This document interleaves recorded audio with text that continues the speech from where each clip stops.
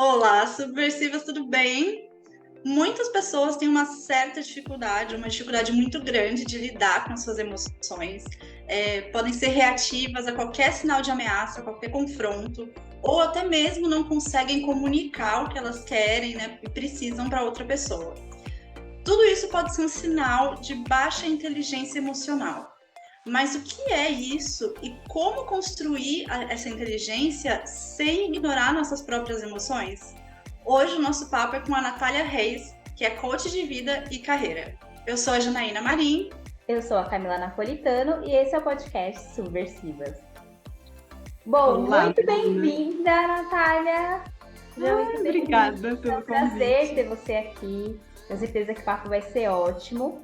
E para a gente começar, eu queria que você se apresentasse um pouco, né? A gente falou ali, deu uma rápida introdução, mas gostaria que você se apresentasse um pouquinho. Obrigada, meninas, pelo convite. Estou super feliz de estar aqui.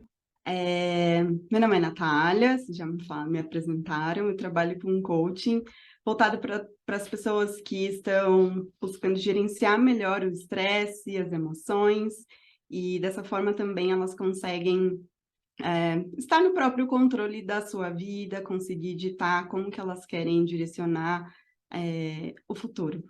Então, já estou nessa jornada desde 2017 e no caminho disso, eu entendi que eu precisava falar também sobre inteligência emocional. E aí é que a gente está.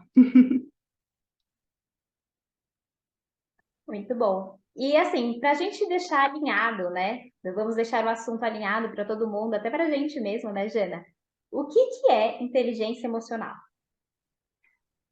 Essa semana, por sincronicidade, eu estava passeando pelo LinkedIn e aí eu vi uma frase que acho que resume bastante o que é inteligência emocional. É como se fosse o e-mail. A gente nunca sabe o que vai chegar, mas a gente sabe como que a gente vai responder. Então, é basicamente isso, é a gente ter consciência das nossas emoções e a gente conseguir, dentro de, enfim, um espaço, conseguir gerenciar a nossa resposta. Como que a gente vai responder aos eventos, como que a gente vai se posicionar, seja isso fisicamente, seja verbalmente, mas é como que a gente responde aquilo que está acontecendo no nosso ambiente. Acho que isso fica mais fácil da gente conseguir não colocar palavras difíceis para uma coisa que é importante a gente saber o que é, né? Eu acho importante dar essa explicação mais simples, porque, nossa, muito se fala de inteligência emocional hoje em dia, né? Que é uma das soft skills mais buscadas no mercado, é as habilidades do futuro. Mas tá bom, né? E aí? O que é isso? Do que se alimenta? Onde vive, né? E aí, na introdução, Nath, a gente citou alguns comportamentos que podem indicar, né, essa falta de inteligência emocional, essa dificuldade de gerenciar o que você sente. Você pode citar outros, né? O que que é o mais. Quais são as atitudes mais comuns? O que que é mais frequente? Dá uns exemplos para gente. Ser inteligente emocionalmente significa que a gente, quando está dentro de uma situação, a gente vai dar um tempo, seja isso de 1 segundo, de 10 minutos, de 1 hora, enfim, de um dia, para que a gente consiga parar, raciocinar direitinho e conseguir responder. Então, às vezes a gente está em algumas situações e é muito comum que a gente use algum mecanismo de resposta ao ambiente. Então, eu posso querer fugir, eu posso transbordar, eu posso, sei lá, de repente, lutar. E eu acho que quando a gente está usando a inteligência emocional, a gente tem esse tempo de resposta, que é justamente para que a gente consiga avaliar o que está chegando e ver como que a gente vai responder a isso.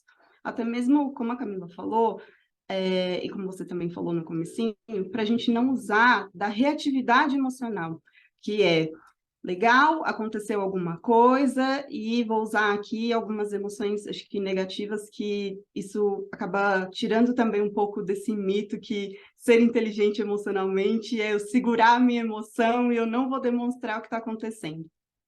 E, na verdade, aconteceu alguma coisa, o meu cérebro já processou essa emoção, eu não tenho como fingir que isso não aconteceu, existiu uma reação química no meu corpo e eu senti aquela raiva, por exemplo, e o que que eu posso fazer? Eu posso responder naquele momento de raiva, de repente usar de uma linguagem violenta, usar de um posicionamento agressivo, ou eu posso dar uma segurada um pouquinho, respirar, e aí eu vejo o que que eu posso fazer.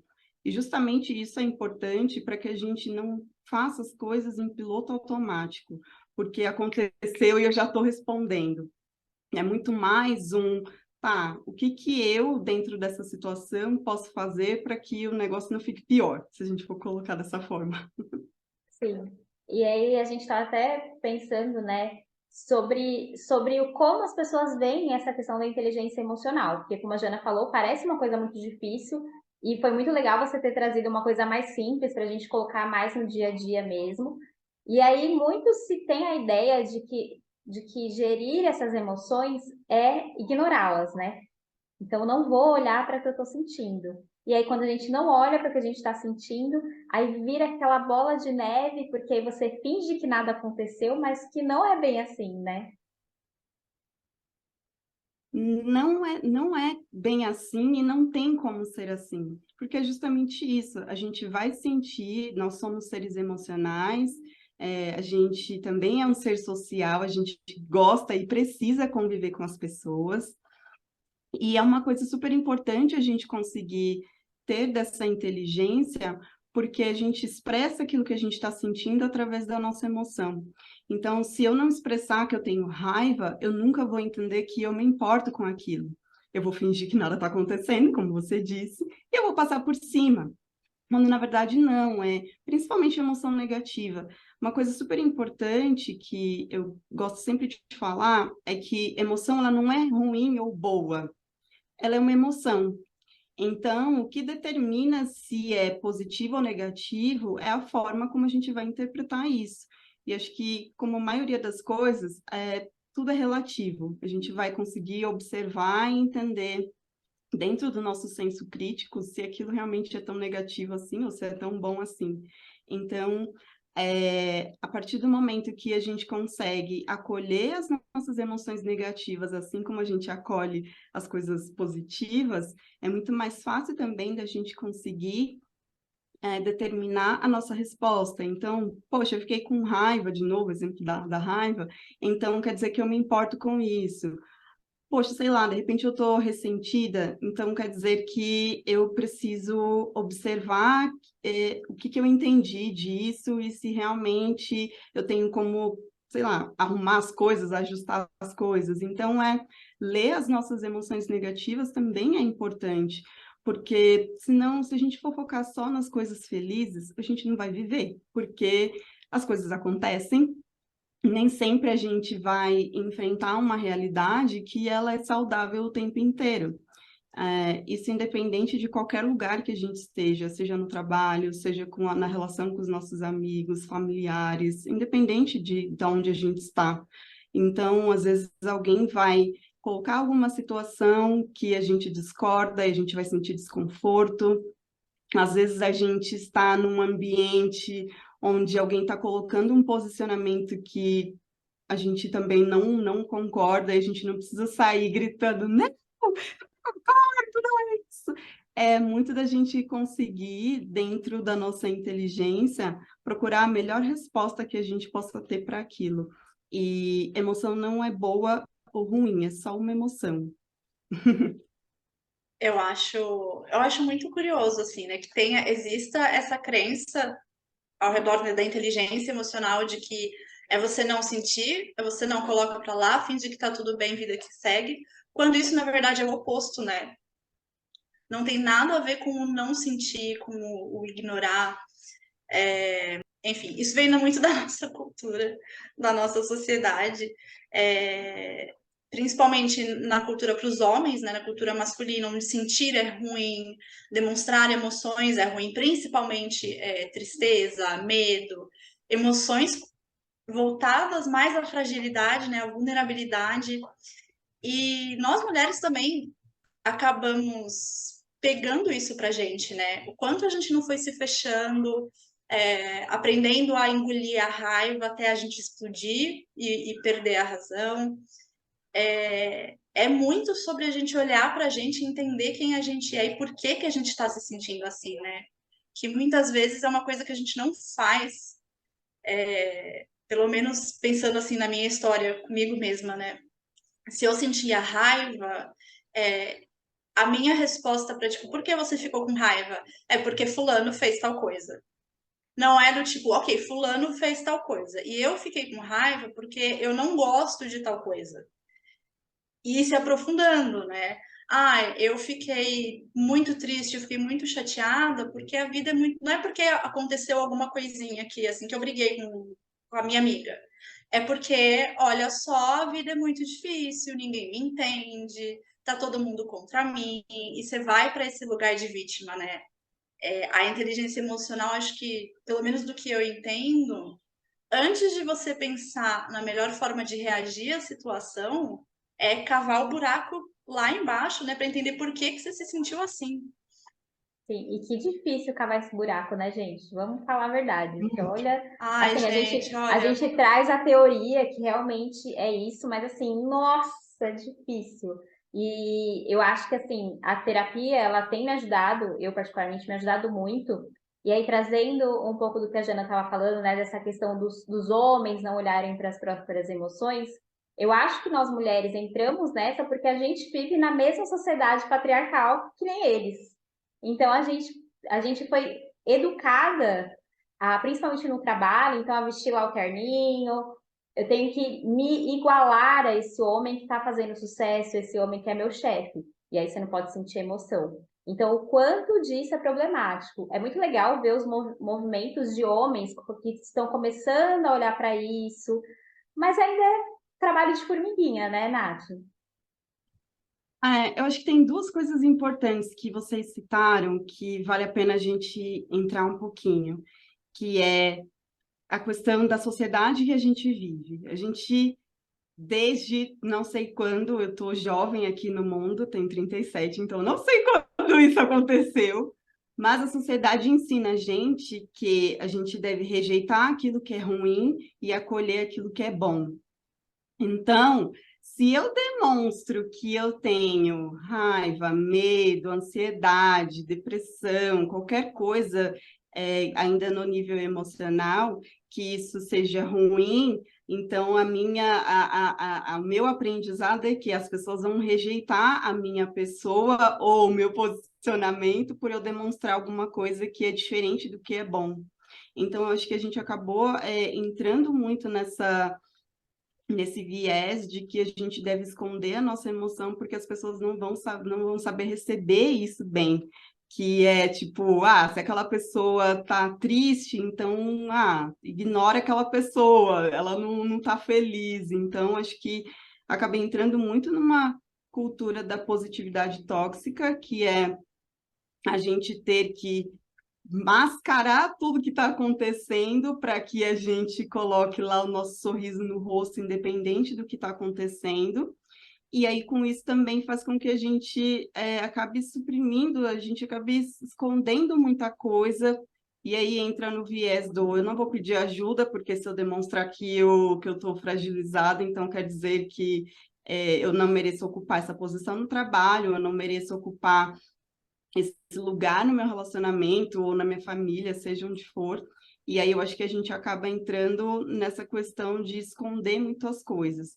E acho que uma outra coisa importante que a Camila falou foi sobre esse lado da masculinidade, que também é tóxica, que essa construção que foi feita na nossa cultura, sociedade, acho que independente do país que a gente está, isso sempre vai existir, que é essa ideia de que os homens devem performar de uma maneira durona, fria, não demonstrar afeto, cuidado, que não devem se importar, e eu acho que isso criou também uma outra questão do lado da feminilidade, que é seja a menina boazinha. Então, sente-se dessa forma, se comporte assim, fale com esse tom de voz, porque aí as pessoas, de novo, entram naquela história do o que é bom a gente acolhe, o que é ruim a gente rejeita. E aí, acho que a gente precisa também ter essa consciência para poder quebrar esse tipo de padrão e a gente mesmo quebrar os próprios preconceitos e barreiras que a gente tem com relação ao nosso comportamento, né? Nossa, sim. É, você falou, e esse ponto agora me lembrou de uns anos atrás, uns bons anos, quando eu entrei no mercado de trabalho, e eu tinha aquela mentalidade, tipo, vou crescer, né, enfim. E eu achava um absurdo. Tinha a equipe de vendas, né, era um outro time, eu não fazia parte, e era uma equipe basicamente feminina. Era só mulheres da liderança às vendedoras. Gente, o pessoal tinha uma relação muito boa, calhava de vez em quando, de tipo no fim do dia, perto da hora do almoço, ou tipo sai de uma reunião que foi meio difícil, tá todo mundo chorando. E eu olhava falando, gente, pelo amor de Deus, você tá num ambiente de trabalho, você vai chorar, alguém morreu? Que aí, beleza. Se não, por que que você tá chorando, mulher? E hoje eu olho e falo, ai, que bom que eu cresci, né? Que bom que as coisas mudam, né?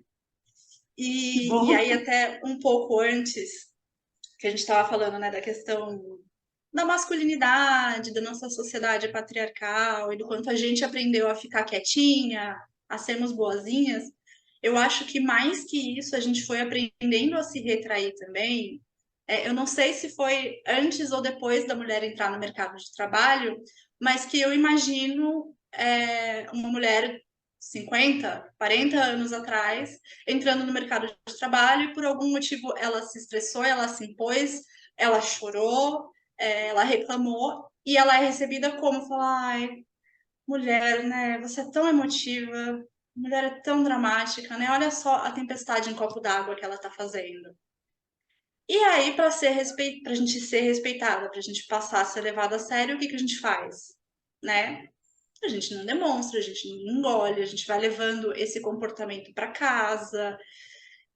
E chega um ponto que a gente já não sabe mais, né, o que que é autodefesa nossa, da gente não conseguir lidar com medo, com raiva, e o que não é autodefesa de tipo, eu não quero ser julgada, eu não quero ser inferiorizada, eu não quero ser minimizada, né? Isso vale para homens também, né? Sim, tem um ponto bem interessante até com relação a esse lado emoções e homens e mulheres, falando da parte orgânica, nem falando da parte de gênero, né?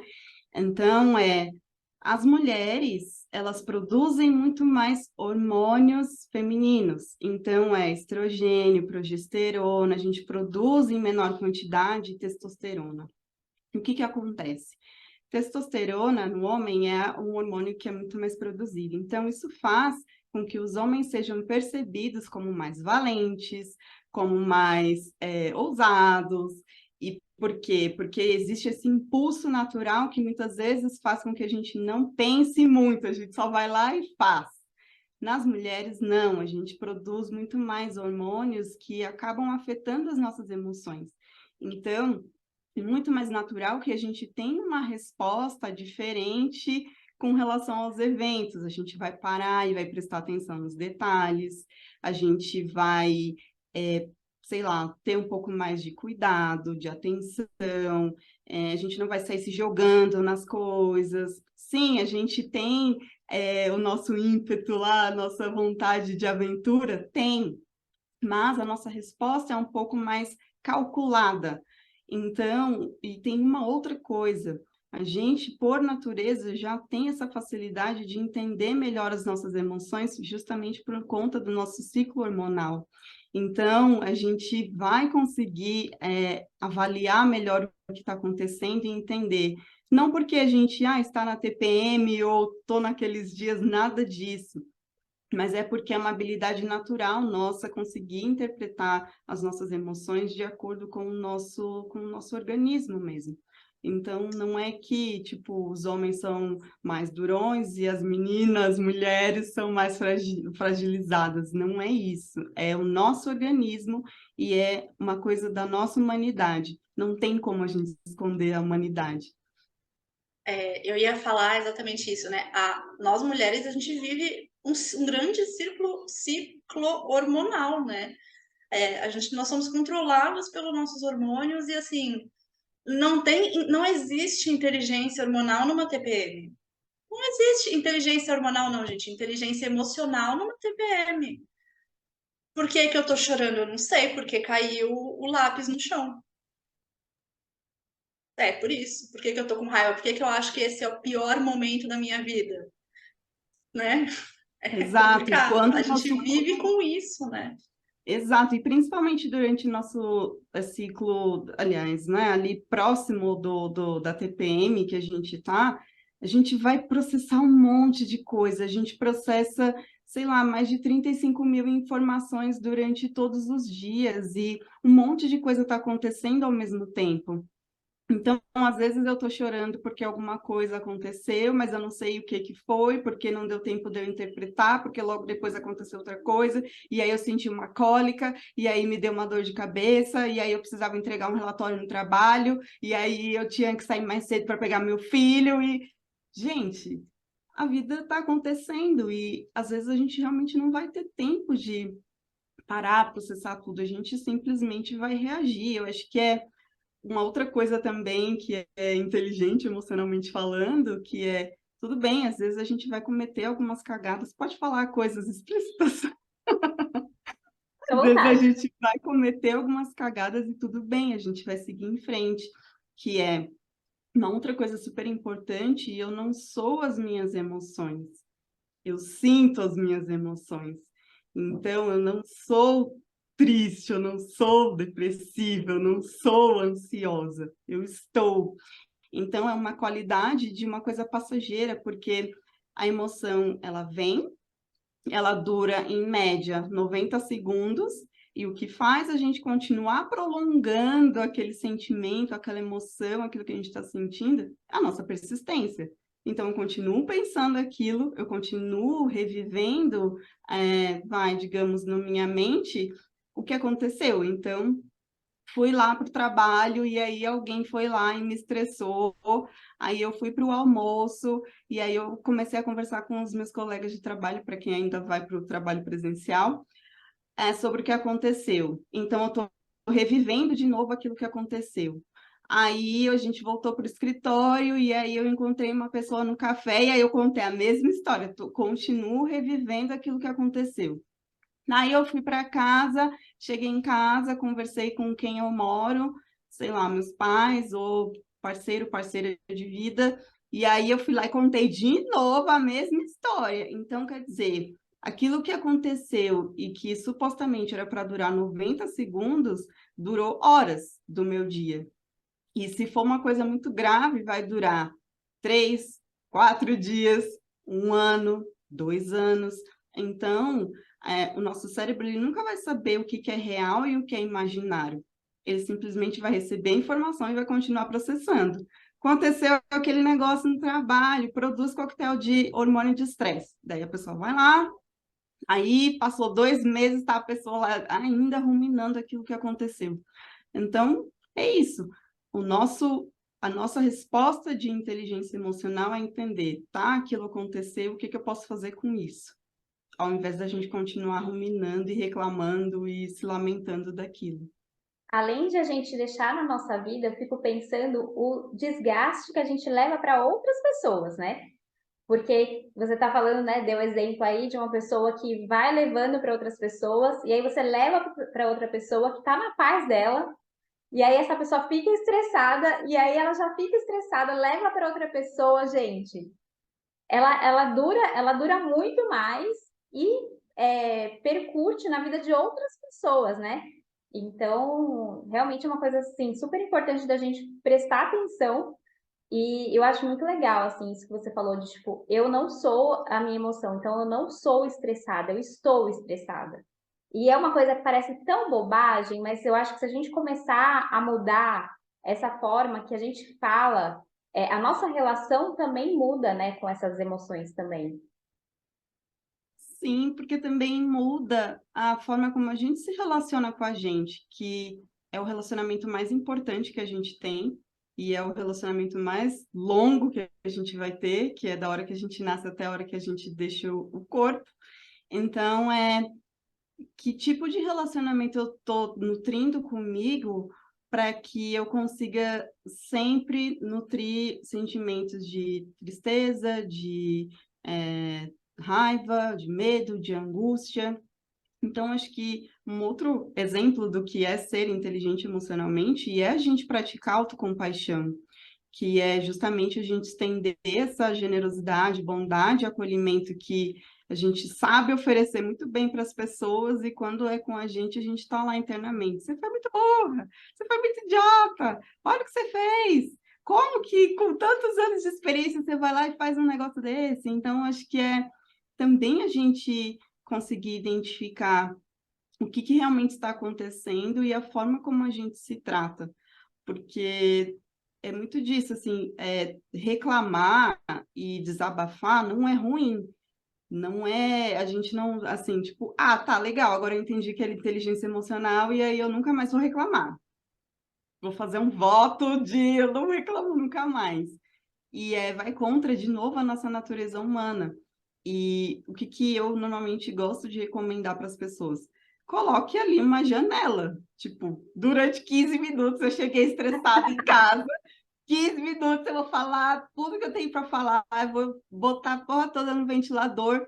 E aí, depois, pronto, eu vou fazer alguma outra coisa que faça com que eu traga uma emoção positiva no lugar, para justamente a gente diminuir ali a adrenalina, o estresse, todas as coisas, e a gente conseguir voltar para o nosso tédio, que já é bom pra caramba. A gente não precisa estar ali super feliz o tempo inteiro. Nossa, isso é importante. Eu amo essa técnica, eu faço isso também. Se eu tô, principalmente assim, se eu tô muito estressada, eu tô muito puta com alguma coisa ou com alguém, eu chego e falo, "Né, eu vou dar os meus 5, 10 minutos de piti, de birra, de irracionalidade, eu vou xingar, eu vou chorar. Passou, passou, tá, como que eu vou resolver isso daqui agora? Então tá. Porque eu demorei muito para aprender isso, né? Que eu me considerava, eu falava, eu sou estressada, eu sou nervosinha, e aí quando alguma coisa acontecia, explode, né? Porque eu sou assim. E aí, conforme quando eu fui, né, me conhecendo melhor, fazendo terapia, trabalhando autoconhecimento, que eu fui entendendo que isso era ruim, eu começava, eu dava esses pitizinhos, mas eu já ficava tipo, ai meu Deus, mas isso é ruim. Eu não devia ter feito isso. Ai, mas olha só. E aí eu finalmente consegui entender que, tipo, eu vou dar esses pitis. E eu gosto de dar esses pitis e tá tudo bem.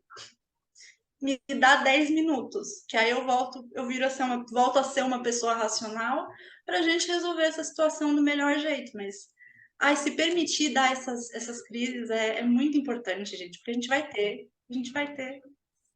E isso que você falou da questão da gente não ser feliz o tempo inteiro, né? Nossa, eu acho que dava um episódio inteiro só para isso. Só para isso. Eu tenho pensado muito a respeito disso, nisso. Porque eu tenho percebido o quanto eu me incomodo quando eu não estou sentindo nada. Tô com sono, não tô irritada, não tô triste, não tô feliz, não tô. Eu tô meio entediada dessa monotonia, né? E rola muito esse peso de tipo, não, mas eu tenho que estar feliz, então eu vou fazer alguma coisa para que me deixe feliz, eu vou consumir alguma coisa que me deixe feliz, porque senão eu tô triste. E a gente não entende que feliz, eu acho que tem uma diferença muito grande entre ser feliz, felicidade é uma coisa geral, estar feliz é uma coisa momentânea, mas tem a felicidade geral e o que a gente sente mais no dia a dia é algo mais parecido da alegria, não é? Algo em torno disso. Sim, eu acho que isso é super importante de falar, que eu acho que entra de novo em toda a indústria tóxica da positividade, tóxica da autoajuda, que é, assim, meio desnecessária em alguns momentos. Então, eu acho que, de novo, a gente entra numa programação da sociedade ou de toda essa indústria que forma isso, dizendo que se você não está feliz, tem alguma coisa de errado com você. Então, a gente já começa a matutar que, putz, O que que eu tenho de errado em comparação com as outras pessoas, porque eles estão felizes e eu não. Então, acho que já parte desse lugar. E aí entra nesse outro problema que a Jana comentou agora, que é eu preciso, que aí eu já tenho que, já é uma imposição, é uma regra, eu tenho que fazer alguma coisa para que eu me deixe mais feliz.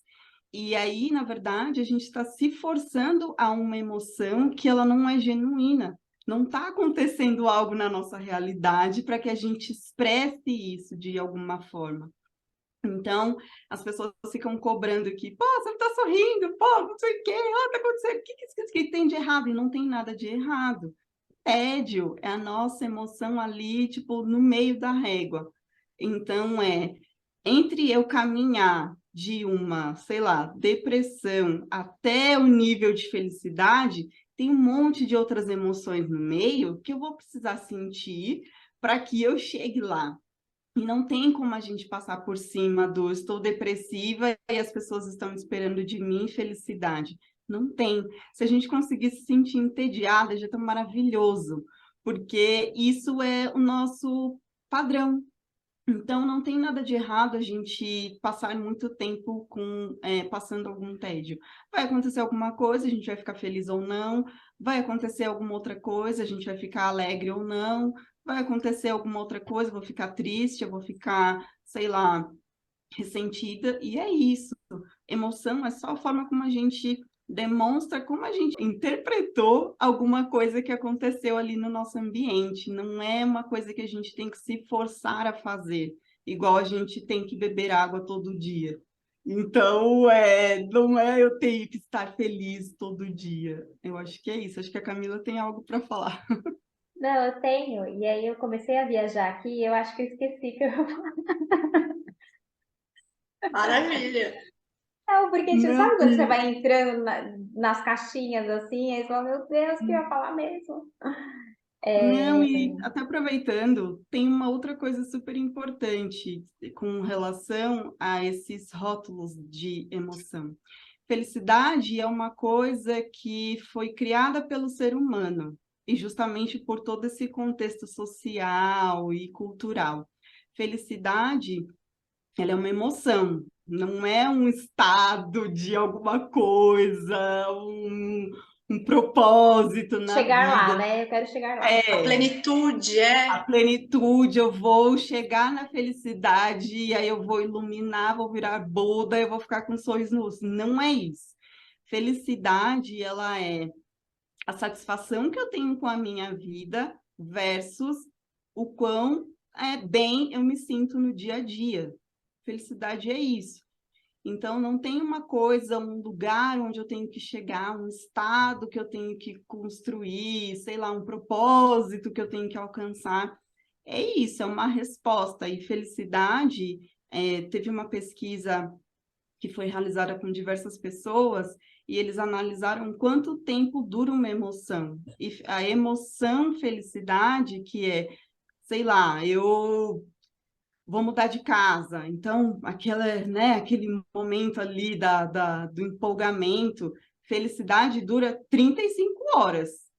Mais do que isso, é se a gente quiser continuar com aquele processo de prolongar. Contei para uma amiga, eu fui lá, liguei para minha mãe em outro lugar, aí eu fui lá, compartilhei no grupo de estudos, coisas nesse sentido. Então, eu estou prolongando a minha felicidade, mas a felicidade, assim como todas as outras coisas, ela vem, dura um tempo e vai embora. E é isso. Não é uma coisa que a gente tem que se forçar a fazer. Eu lembrei, não sei se vocês já viram um meme na internet que tá assim, uma pessoa que foi para Paris ver a Torre Eiffel e aí tá escrito assim, ah, eu sonhei quando eu fui pro lugar que eu sonhava. Aí mostra ele feliz e tipo um segundo depois ele já não tá mais feliz. Por quê? Porque alimenta essa questão, né? Quando eu chegar lá, eu vou conseguir a felicidade. E o quanto eu tava pensando, né? O quanto isso é perigoso, porque você fica perto, né? Você tende a ficar perto de vícios mesmo. Então, eu vou fazer tal coisa porque essa tal coisa me dá essa sensação de felicidade. Eu vou beber porque beber me dá a sensação de felicidade. E aí você vai criando hábitos bem ruins, não saudáveis para você, porque você está viciado, você acha, né? A gente olha nas redes sociais aí e é o que tem. Você não está feliz? Como assim? Como assim você não está nesse estado todos os dias?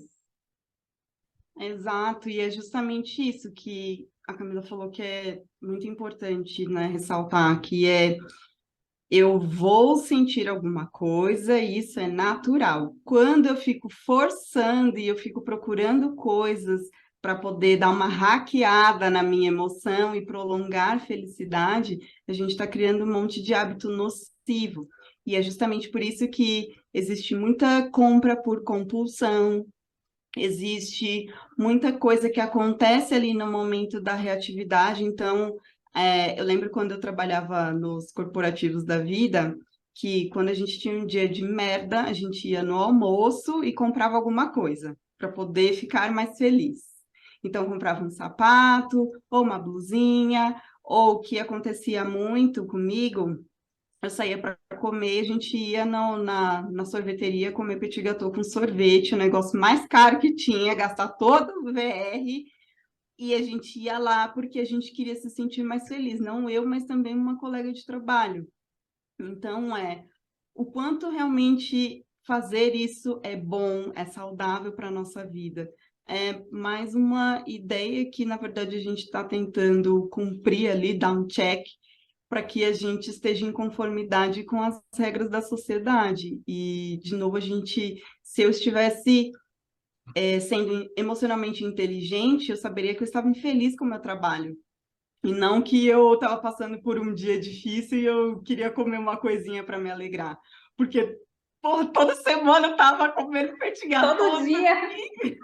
Todo dia vai comprar uma coisinha, come um É. chocolate, come um doce, alguma coisa não tá certa, né? E se eu É, tivesse Nath, realmente prestando atenção, eu teria falado assim, não, acho que está na hora de mudar de emprego. eu acho, né? Só acho. Todo dia eu tô estressada. Eu tava aqui pensando que a gente alimenta a nossa sensação de vazio, né?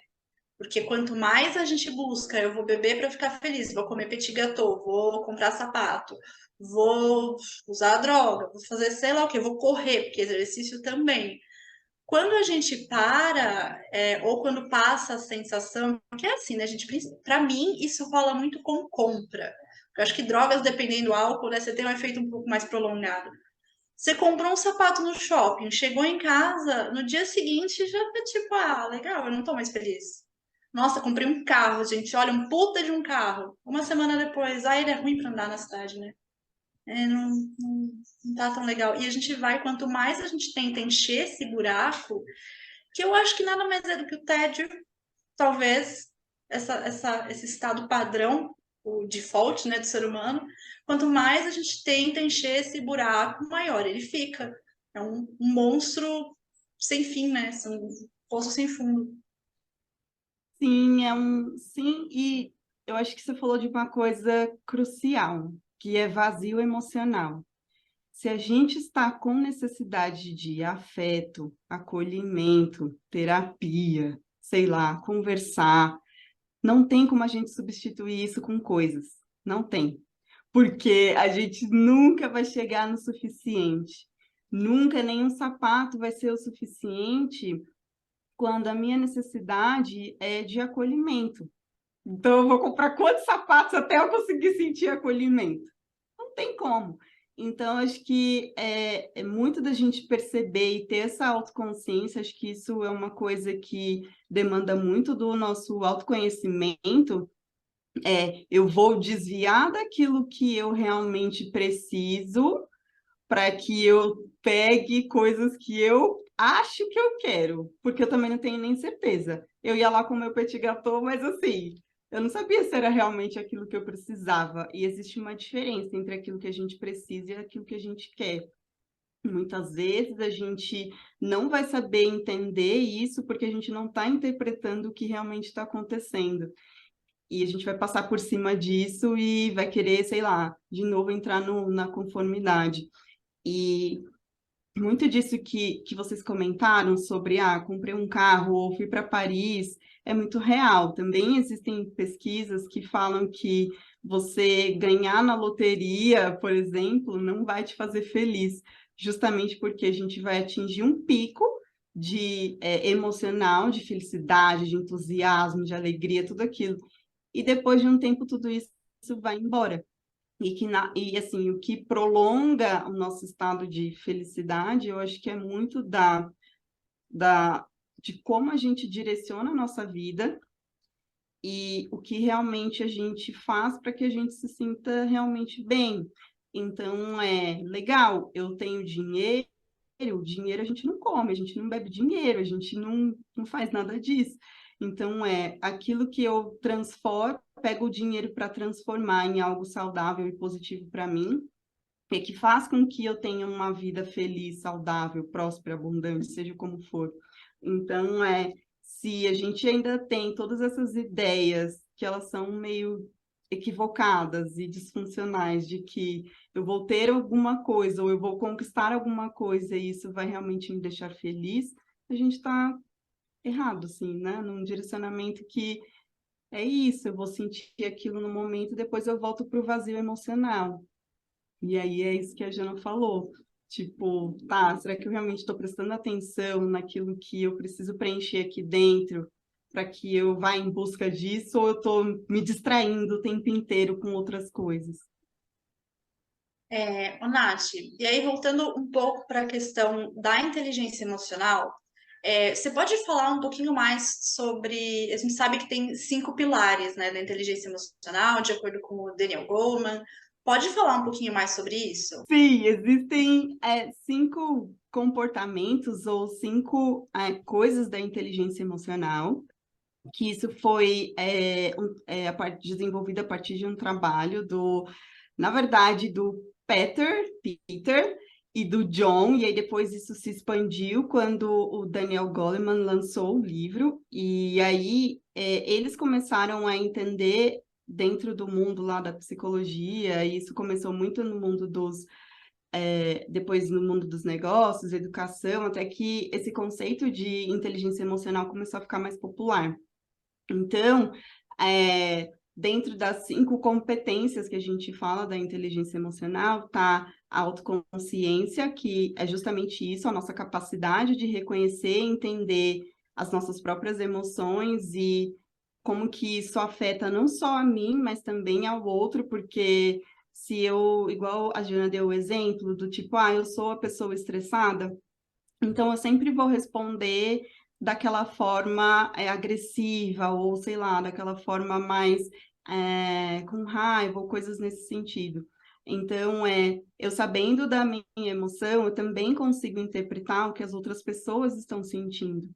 E aí, uma outra coisa importante que é autorregulação ou autocontrole, que é a nossa capacidade da gente regular e gerenciar as nossas emoções. Então, fui lá, passei uma raiva no trabalho e eu posso, nesse momento, estourar e correr o risco de ser demitida, ou eu posso dar uma segurada, respirar, e aí eu posso fazer uma coisa que eu acho que também é emocionalmente inteligente, dizendo que é dar feedback, que é uma coisa que a gente tem muita dificuldade.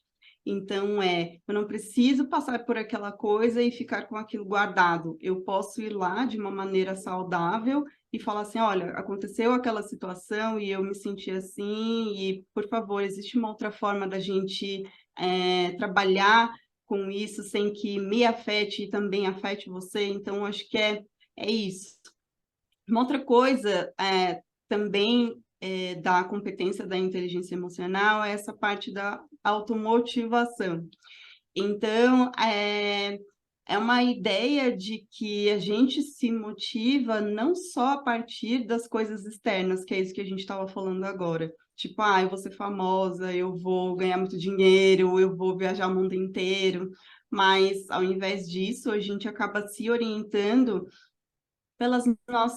por aquilo que a gente valoriza, pelas nossas paixões, por aquilo que a gente sente satisfação. Aí, uma outra competência são 5, que é a gente ser mais empático, que é justamente a gente conseguir entender, se colocar um pouco na posição da outra pessoa que está ali na mesa ou no ambiente, e entender como que aquela pessoa está recebendo. E eu acho que nessa questão da empatia é super importante a gente ter um pouco de consciência corporal para observar as pessoas. Então, se a gente está num ambiente e eu tenho empatia, eu posso observar se a pessoa está de braço cruzado, quer dizer que ela não está tão receptiva àquilo. Se ela está de braço aberto, ela está mais relaxada, quer dizer que ela está ali presente naquele momento e conseguindo interagir de uma maneira confortável.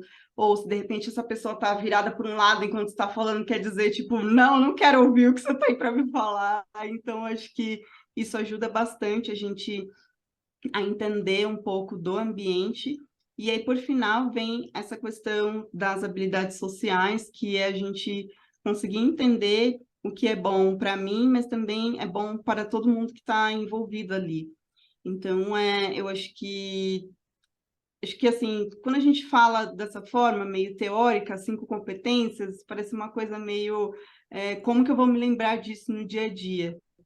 Mas acho que a gente já tem traços de personalidade que faz com que a gente aplique isso no dia a dia. A gente só não coloca o rótulo inteligência emocional. Sim. Uma das coisas que você falou foi a consciência corporal, né? E eu comecei a prestar mais atenção nisso. Eu ainda não presto tanto, mas assim, comecei a prestar mais atenção nisso, não nos outros, em mim.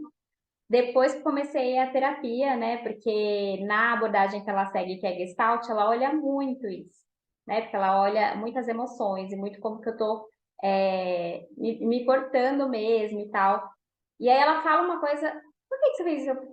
Eu sei lá, eu fiz isso? Tipo assim, eu nem percebo, e aí depois a gente vai descobrindo que tem um porquê de eu fazer. Então, o corpo muitas vezes fala, eu acho que todas as vezes fala muito mais do que a gente, né? Eu acho muito curioso isso, né? O corpo demonstra coisas que a gente nem sabe o que está sentindo. E às vezes isso pode ser meio complicado, né? Pessoas tipo eu, que o rosto não disfarça, que se a pessoa falou alguma coisa que me incomodou, e tipo, Zero opacidade, eu não sei zero, fingir as gente, coisas. é muito mais forte que eu. Eu tenho que estar assim, já sabendo que, tipo, eu não, sei lá, vai, uma situação, eu não gosto dessa pessoa, eu sei que ela vai falar merda, então eu já vou, tipo, paralisar, sabe? Fica robô. Mas já teve, assim, situações, ficou meio chato, sabe? Porque a virada de olho foi mais forte, a cara de cu foi mais forte. Eu sei que eu faço isso, mas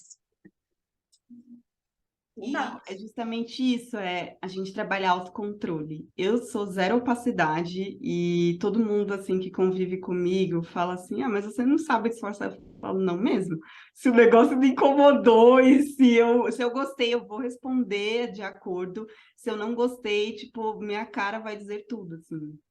E é uma coisa muito complicada, porque dependendo do ambiente onde a gente está, a gente tem que colocar aquela máscara que a gente tem que vestir, que, infelizmente, às vezes a gente fala assim, não vista a máscara, seja autêntico, seja você e tudo mais, mas assim, dependendo do lugar, dependendo da situação, da circunstância, a gente vai precisar colocar uma façada, tipo, uma fachada ali, tipo, é isso.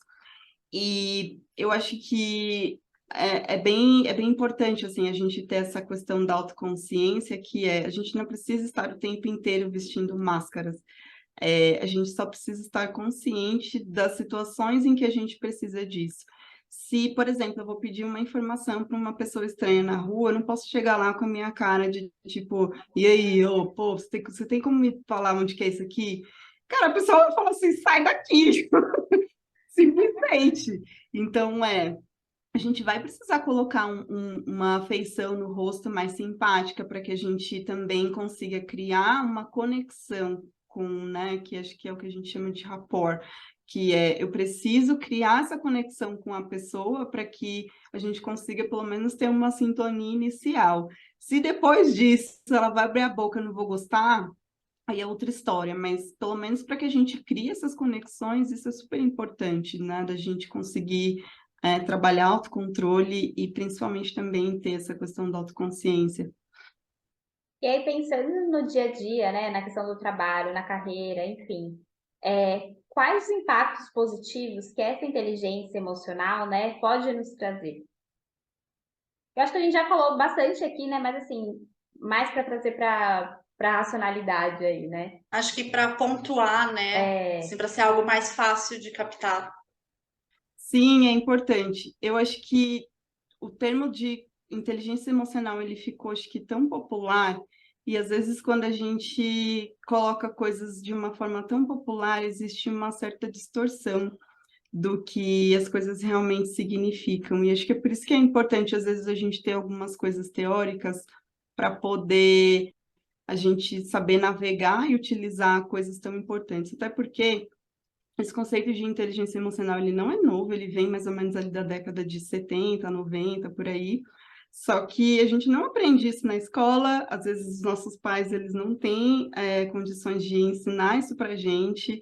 A gente também não aprende isso na faculdade, não sei como é que está agora, se as pessoas estão ensinando sobre isso. Então, acho que ter esse espaço para que a gente possa aprender coisas relacionadas a desenvolvimento de caráter, de mentalidade, de comportamento é super importante, porque a gente aprende muito com isso.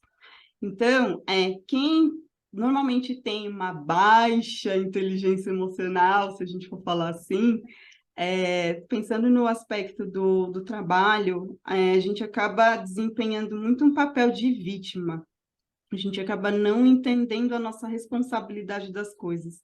Então, quando alguma coisa acontece, se eu não uso dessas competências emocionais, perdão, eu acabo achando que o ambiente está contra mim. Olha lá, estão falando mal de mim, olha lá, vão me demitir, olha lá, vai acontecer alguma coisa de ruim. Então, o oposto disso é quando eu consigo trabalhar o meu autocontrole e manter um mínimo de calma para que eu consiga responder de uma forma mais saudável. Acho que uma outra situação também a gente percebe muito que é essa falta de colaboração dentro de equipes, né? Eu, por exemplo, trabalho sozinha, então é muito difícil eu conseguir avaliar como que eu estou me comportando agora que eu trabalho mais com essa questão da inteligência emocional nos ambientes de equipe. Então, quando a gente tem essa recusa de trabalhar com as pessoas, ou muitas vezes a gente sempre coloca alguma dificuldade, não, eu não vou fazer, não, eu não quero contribuir, então às vezes a gente acaba percebendo isso. E o oposto é quando a gente acaba entendendo que cada um tem as suas habilidades, cada um tem seus talentos e competências, e eu consigo contribuir dentro daquele ambiente. Então, acho que isso é super importante de falar. E eu acho que, para dar um outro exemplo, que são coisas do dia a dia, essa questão da comunicação, que muitas vezes, quando a gente tem uma baixa inteligência emocional, a gente acaba adotando o estilo passivo-agressivo, ou a gente acaba tendo uma comunicação muito violenta. E quando a gente adota essas competências, a gente acaba tendo uma escuta mais ativa, dando espaço para que as pessoas também expressem o que elas têm para expressar, porque não é só o que eu penso, ou o que eu acredito, ou o que eu quero, é o conjunto. Então, acho que a gente falou aqui sobre, às vezes, coisas mais voltadas para o trabalho, mas acho que isso acontece em qualquer situação onde a gente convive em grupo. Então, acho que esses exemplos têm como a gente usar bastante, assim, no dia a dia. Eu fico Nossa, e pensando, como a né? escuta é importante, né? A gente aprender, porque, né, para quem não sabe, tem uma diferença muito grande entre ouvir e escutar. Ouvir é o ato biológico, é o nosso corpo que capta ondas sonoras e, enfim, tipo olfato, você sentir o cheiro. Agora, você escutar é você dedicar atenção, prestar muita atenção no que a pessoa está falando, sem estar não só tipo, pensando em outras coisas também, mas sem estar pensando numa resposta, sem estar tipo, nossa, eu não acredito que ela está falando isso de novo. É dedicar a sua atenção para o que o outro está falando. deixa ele terminar de falar, e aí você, né, já que estamos falando de inteligência emocional, aí você para, você reflete, respira fundo e responde, ou não, né? Enfim, depende da situação. Sim. Mas escuta é muito. E como seria bom se as pessoas trabalhassem isso, né? Se a gente trabalhasse isso. Acho que seria bem diferente a nossa, não só a nossa comunicação, mas as nossas relações, Eu acho que a porque sociedade seria muito a nossa diferente, né? sociedade, eu acho que se a gente estivesse trabalhando mais essa parte da escutativa, a gente entenderia quando a pessoa está confortável ou não para conversar sobre aquilo, a gente entenderia o que que a pessoa está sentindo, está passando, porque muitas vezes ela assim, todo mundo tem boas intenções. Às vezes o nosso comportamento diz o oposto disso. E muitas vezes uma pessoa está condicionada àquele comportamento, mas às vezes não reflete quem ela é, às vezes reflete alguma coisa que ela ainda não conseguiu trabalhar internamente para que ela consiga ter uma resposta diferente. Então, acho que se a gente prestasse mais atenção, a gente realmente saberia conviver melhor, na sociedade. E talvez muitos problemas seriam evitados, porque às vezes a gente está forçando a pessoa a falar e ela não está pronta para falar naquele momento, ela não tem as palavras, ela não tem o Ela contexto. nem sabe o que ela tá sentindo às vezes, Exato. né? Eu nem sei o que está acontecendo comigo, como que eu vou dialogar sobre isso. Então, eu acho que a gente conseguir ter essa pausa, e aí, enfim, tem dois pontos importantes sobre a pausa, que é, a pausa é extremamente importante antes da gente responder alguma coisa, porque isso faz com que a gente saia da reatividade emocional, mas tem também a questão do tempo, né? Eu vou pausar, por exemplo, né, dando o exemplo do trabalho de novo, aconteceu alguma coisa difícil no trabalho, e aí eu resolvi que eu vou engolir aquilo e eu não vou responder. Primeiro, eu fico remoendo aquilo se eu não tenho terapia para me ajudar ou se eu não consigo ter inteligência emocional para refletir a respeito disso, eu vou ficar me chicoteando ou vou ficar naquele processo de ruminação eterno. E tem uma outra questão, às vezes vai se passar muito tempo e o contexto vai perder o sentido. Então, sei lá, eu fui lá, passei por um problema e passou um ano, tô eu lá. Então, em novembro de 2021, a gente estava numa reunião e aí você falou não sei o que, eu me incomodei, a pessoa, do que você está falando? Eu não sei nem o que eu ouvi ontem, você estava falando da reunião de dezembro, então Essa daí é canceriana, gente, só pode. é, Escorpiana. Essa daí é de câncer, de escorpião. É certeza. rancor. E aí, assim, exatamente, a gente também tem que entender até que ponto o tempo realmente é saudável para que a gente tenha uma resposta, porque senão tudo perde o contexto e, assim, a não ser que seja algo extremamente importante, vale a pena a gente voltar lá, até mesmo para que a gente trabalhe o perdão, tipo, olha, né, estou trabalhando perdão porque aquilo ainda me incomoda. Só que até que ponto eu vou carregar isso sem ter um esclarecimento, sem ter essa questão da empatia ou da inteligência social, habilidade social, para entender ali o contexto, a situação, o que que a pessoa quis dizer, que é justamente tudo isso, né? A comunicação, a expressão. E se eu deixo muito tempo passar, às vezes eu não vou nem conseguir ter a resposta que a outra pessoa gostaria, porque ela não sabe nem o que está acontecendo, o negócio já passou sei lá quantas décadas, e né, acho que essa questão do tempo para pensar, refletir e devolver é importante sim, mas tomar um pouco de cuidado com isso. Eu fiquei pensando o quanto você trouxe bastante sobre a comunicação, né? E para mim a comunicação é muito importante. Eu vejo a falta que ela faz em todos os lugares, né? A gente comunicar para o outro o que a gente está sentindo. Mas o quanto isso anda ligado também com o autoconhecimento, porque você não vai conseguir comunicar se você não sabe o que você está sentindo. Então, eu acho que uma coisa vai andando junta com a outra, né? Então, você precisa comunicar, mas você precisa olhar para dentro também e entender o que você sente para ir comunicar, né? E aí a Jana falou muito sobre a questão da escuta. Eu lembrei muito de CNV, que inclusive eu acho que é um bom tema para a gente fazer aqui no podcast, Porque a CNV, ela traz muito como base a escuta ativa, né? Você saber escutar o outro, além de querer responder, você saber escutar o outro, e aí sim você trocar, né? O que que você está sentindo, e eu me senti assim naquela ocasião, enfim. Eu recomendo a todos, inclusive, que procurem mais sobre CNV, porque realmente é muito bom, assim. Sim, e super apoio vocês fazerem um episódio sobre isso.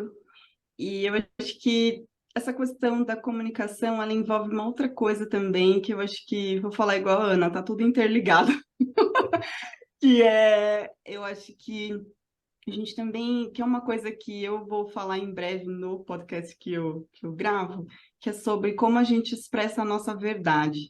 Então, a gente tem medo de expressar como a gente se sente, o que que a gente pensa, o que que a gente acredita, porque, de certa forma, a gente vai ser interpretado como, sei lá, errado ou ruim, ou tipo, não, eu não tenho condições de lidar com isso.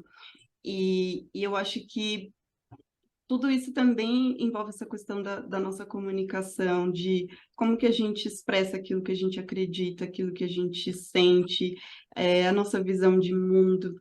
Então, eu acho que se a gente também não tiver de tudo isso que a Camila falou agora, do autoconhecimento, que é uma coisa tão profunda, é um negócio que nunca tem fim, que nunca é o suficiente, quanto mais a gente pratica autoconhecimento, melhor a gente consegue se entender das outras pessoas. E, e eu acredito muito que sem isso é muito difícil da gente conviver, é muito difícil da gente, porque senão a gente sempre vai rotular uma resposta que a gente espera da outra pessoa, porque sim, e não porque a gente está realmente praticando da empatia, de uma comunicação saudável, dessa questão da abertura para a gente ouvir de uma maneira atenciosa, da gente se preocupar. E existem, até mesmo a Camila falou sobre essa questão do CNV, existem algumas, às vezes a gente nem sabe como colocar isso em prática. E às vezes tem até tipo um beabá que a gente pode compartilhar com as pessoas, que é a forma como a gente vai abordá-las.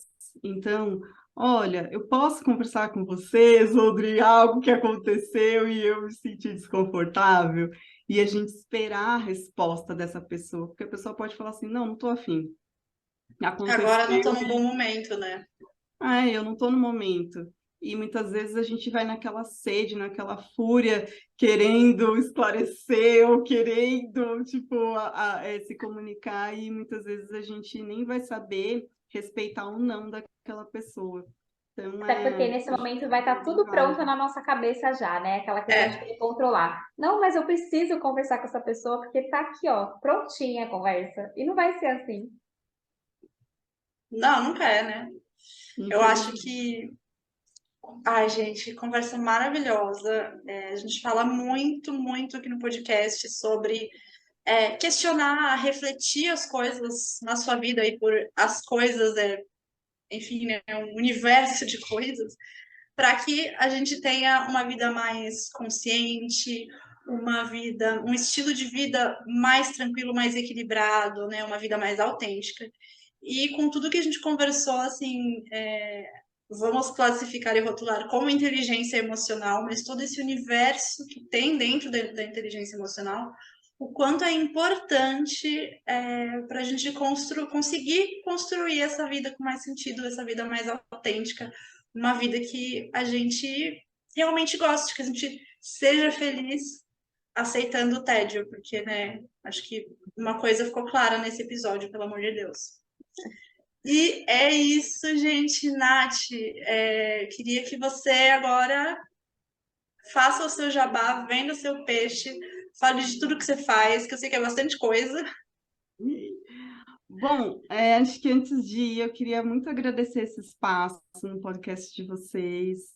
Eu acompanho, eu escuto, principalmente esse último, o último, na verdade, não, mas um que me tocou bastante foi com relação ao ser monogâmico ou não, o que que isso significa. Isso acho que vai ser o episódio que Sempre. vocês mais vão ter ouvintes.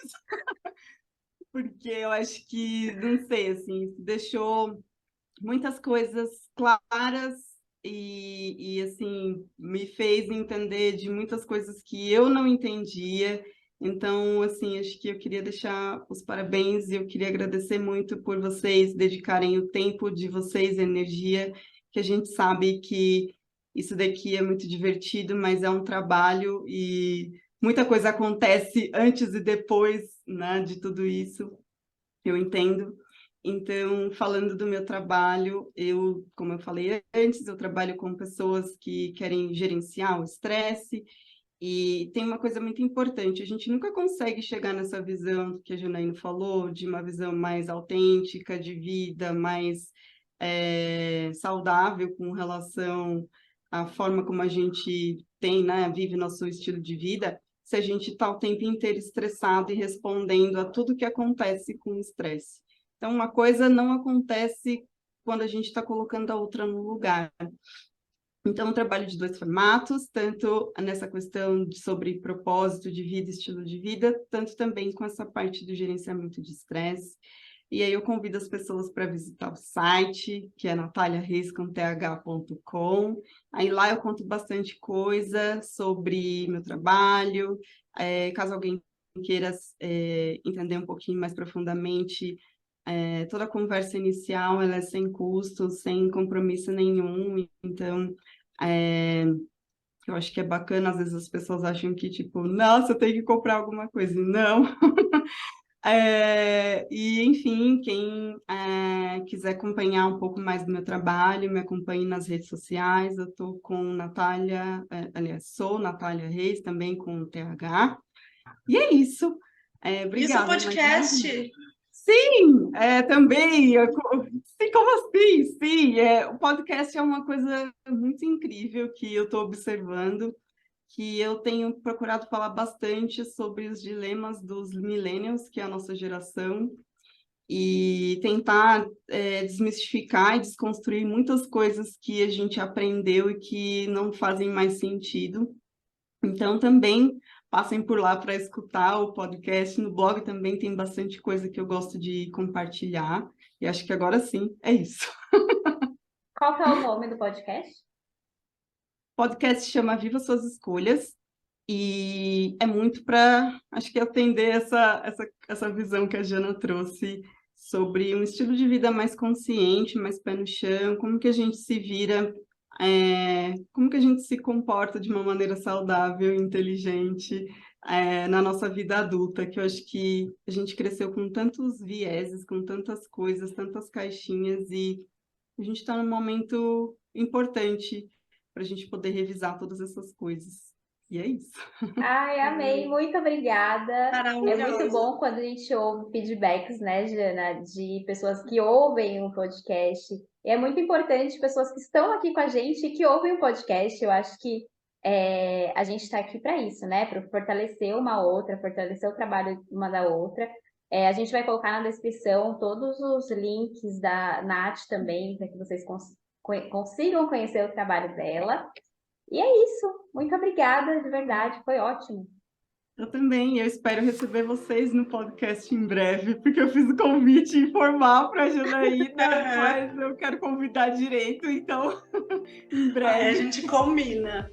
Nath, muito obrigada por ter aceitado participar. Gente, para quem ficou até aqui também, muito obrigada. Lembrem de seguir o programa, de avaliar o nosso canal e, claro, de compartilhar esse episódio com outras pessoas, com mais mulheres. E é isso, gente. A gente se vê na semana que vem. Um beijo.